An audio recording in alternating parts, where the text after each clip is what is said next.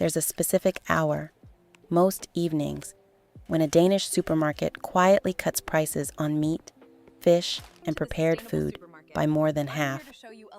And almost nobody walking in earlier that day has any idea it's coming. That's just one of 11 grocery habits I'm giving you today.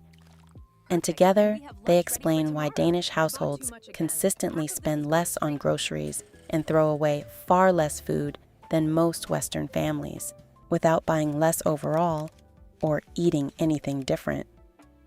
Let's get straight into it. None of what's coming requires deprivation, coupons, or a complicated system. It's entirely about the shape of the shopping trip itself, decided before a single item goes into the basket. Here's the thread connecting all 11.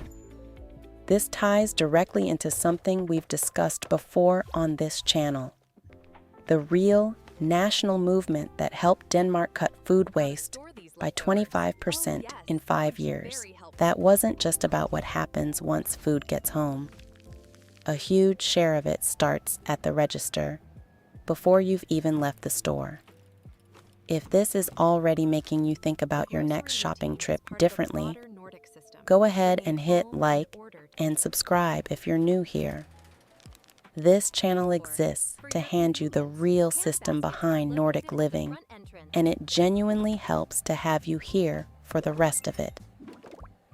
Let's start with habit 1, the one that reshapes everything else on this list before you've even picked up your first item. Habit 1 is the small basket rule, and it reshapes everything else on this list.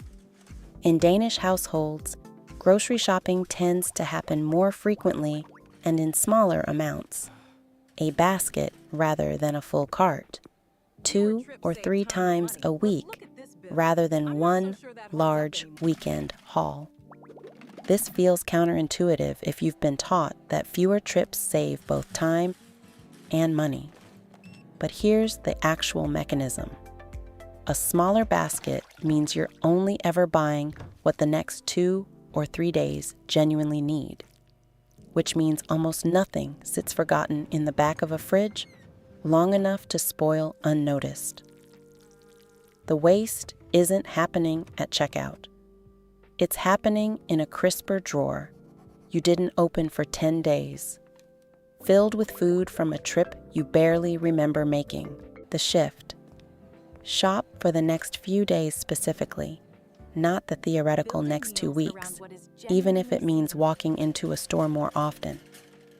Habit 2 is building meals around whatever's genuinely at its seasonal peak that week, rather than a fixed list decided days in advance.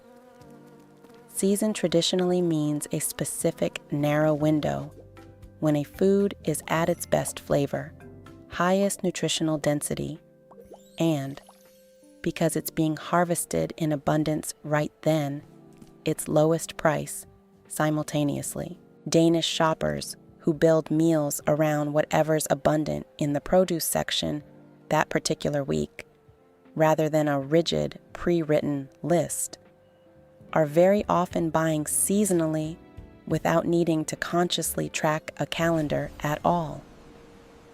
Root vegetables in autumn and winter, berries in early summer, specific fish at their fattiest for only a few weeks a year. The shift. Walk into the produce section first, before writing anything else, and let whatever looks genuinely abundant and cheap that day anchor the rest of your list. Habit 3 is shopping for components rather than finished recipes.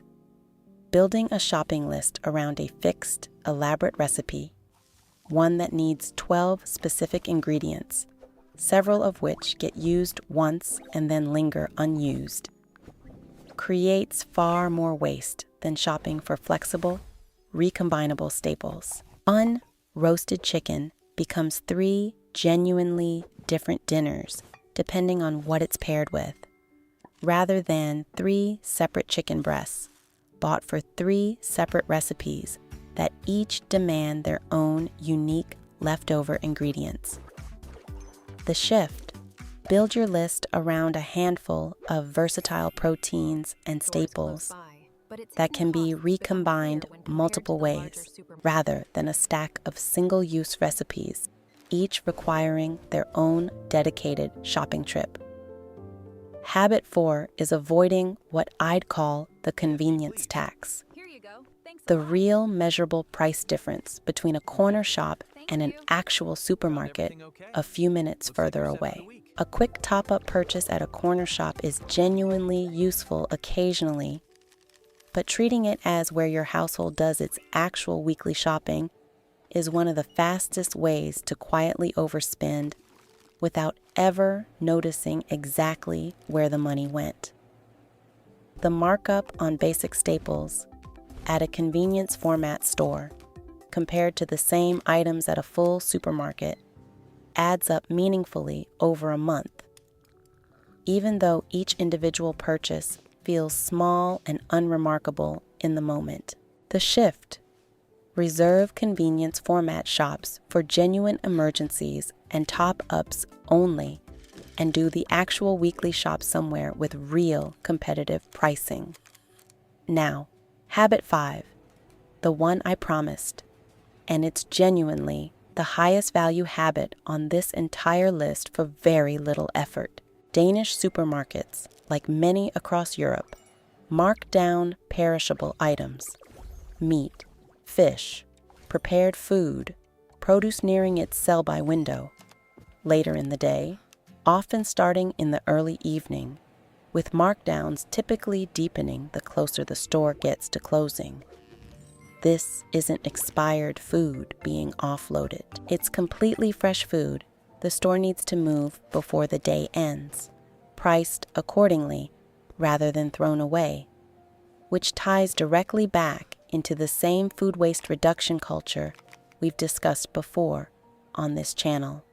Shoppers who learn their specific local store's markdown timing can time part of a weekly trip around it and walk out with meat, fish, or prepared meals at a meaningful discount on items that were full price just hours earlier. The shift: visit your regular supermarket once in the early evening and simply notice when and how markdown stickers appear.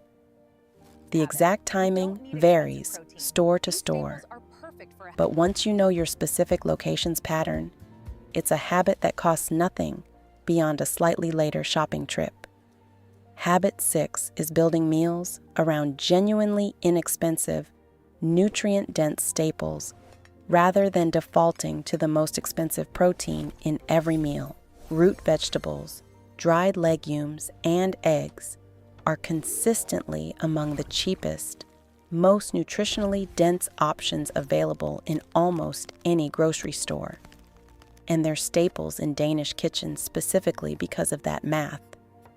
Cheap per serving, filling, and slow to spoil compared to more delicate, expensive alternatives. The shift: anchor at least a few meals a week around one of these staples specifically, rather than treating them as an occasional substitute for a more expensive protein. Habit 7 is buying root vegetables specifically for their durability and versatility.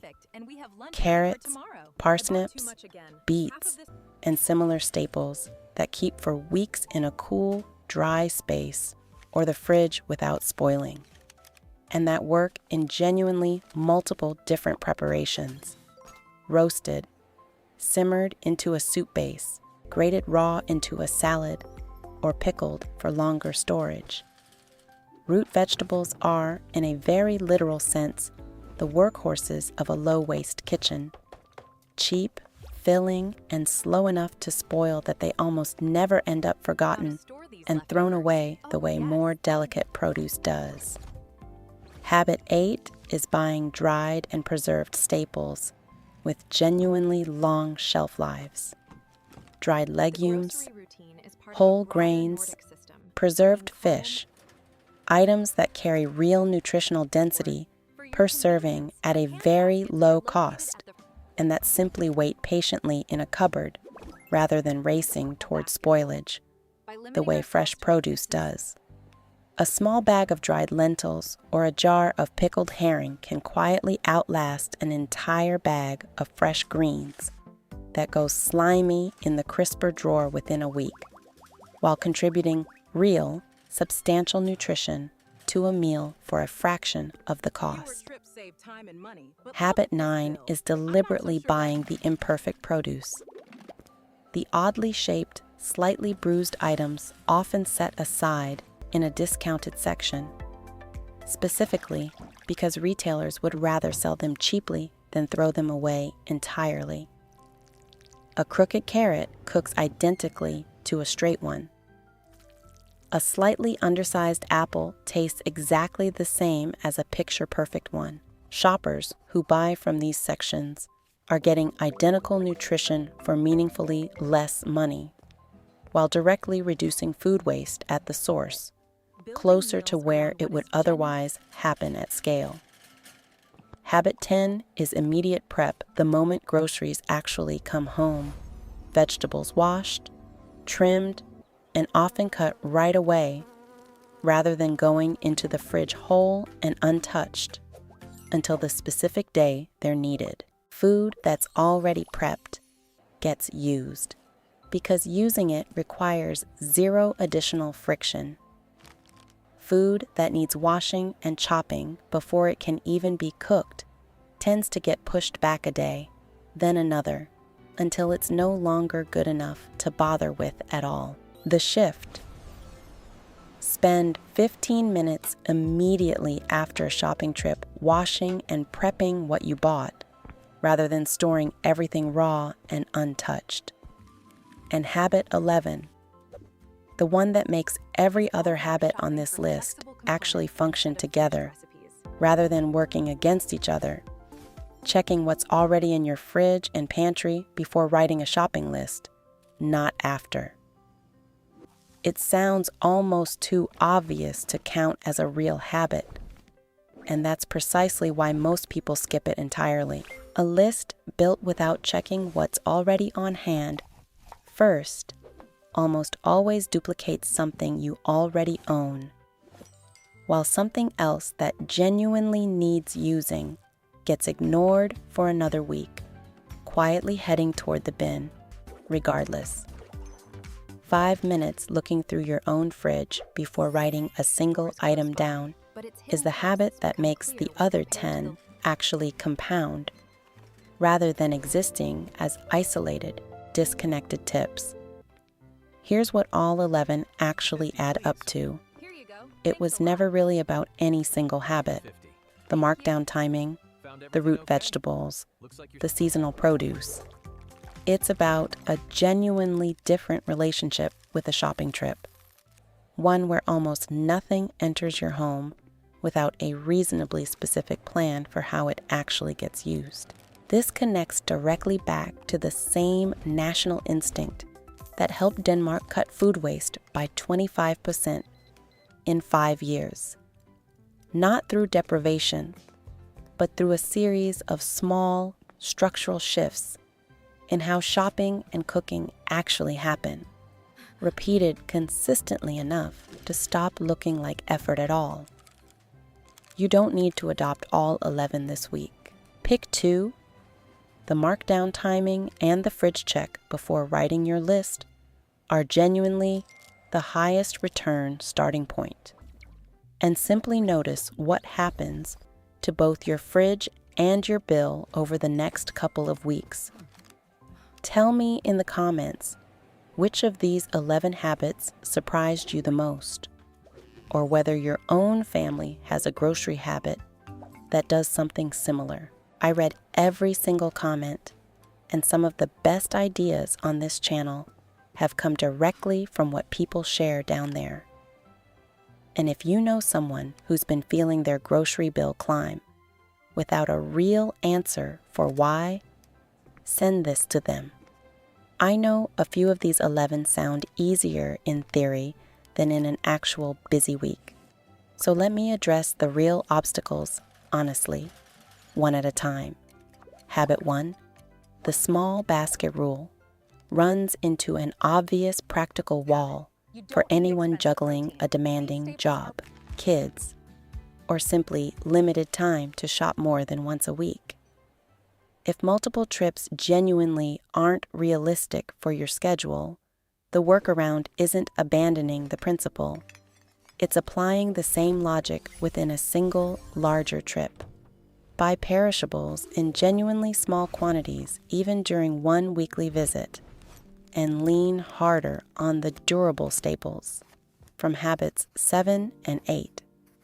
Root vegetables, dried legumes, preserved fish, to fill the gaps between what you can realistically use fresh within a few days. Habit 5, the markdown timing, is the one people ask about most, usually along the lines of, what if my local store's markdown schedule doesn't line up with when I'm actually free to shop? This is a completely fair limitation, and I don't want to pretend it disappears just because the habit is valuable. If your schedule genuinely can't accommodate an evening trip, the honest answer is that this particular habit may only be occasionally accessible to you, rather than a weekly certainty. Worth using on the days it does align. Without building your entire shopping plan around a window you can't reliably reach. Habit 2, seasonal buying, is hardest for anyone living somewhere with genuinely limited local produce variety or relying heavily on a smaller convenience format store rather than a full supermarket with a real seasonal produce section. If that's your situation, the practical version scales down. Even within a limited selection, there's usually still a difference between what's currently abundant and cheap versus what's been shipped from far away at a premium. The underlying instinct, buying what's genuinely plentiful right now, rather than what a fixed list demands regardless of season, still applies even with a smaller range of options to choose from. Habit 9, buying imperfect produce, occasionally runs into simple availability. Not every store has a dedicated, discounted, or ugly produce section, and asking about one where it doesn't exist won't create it. Where it isn't available as a formal category, the same principle can still apply informally. Choosing the less cosmetically perfect item from a regular display, when the price is identical, still captures some of the same value, even without a dedicated discount attached to it. I also want to be honest about something underlying this entire list. These 11 habits work best as a system, reinforcing each other, rather than as isolated tips you adopt individually and expect equal results from. The fridge check habit, habit 11, is really what prevents the other 10 from working against each other.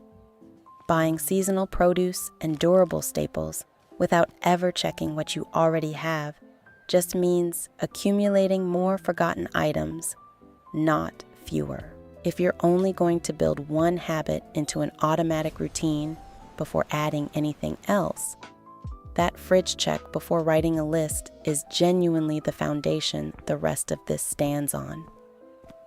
I think what actually connects grocery shopping to everything we've covered before on this channel, the freezer habits, the food waste movement itself, is the same underlying shift.